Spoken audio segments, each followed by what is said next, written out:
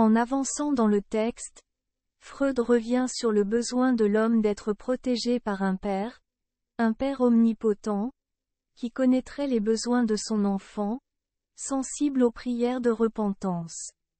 C'est pourquoi selon Freud, même si la religion peut être difficile à supporter par les hommes, ils la défendent coûte que coûte parce qu'ils ont besoin de se représenter ce Père tout-puissant, cette force qui viendrait les protéger, en cas de danger.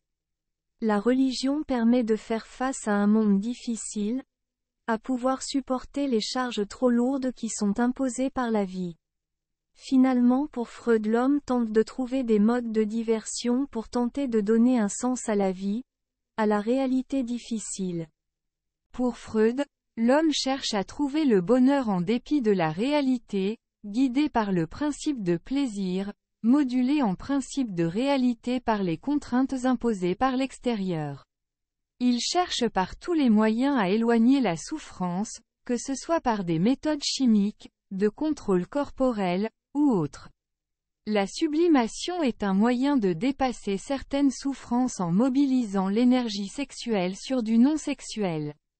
Pour Freud, elle présuppose des dispositions et des dons particuliers juste trop peu fréquents pour être efficaces.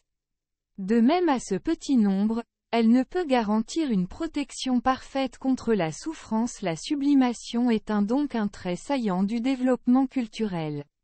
Une autre voie possible est le fait d'être aimé et d'aimer, mais, cette pratique peut mettre l'homme dans un état de vulnérabilité parce qu'elle ne l'empêche pas de devenir malheureux en cas de perte de l'objet d'amour, mais ce sentiment reste un idéal pour beaucoup d'hommes.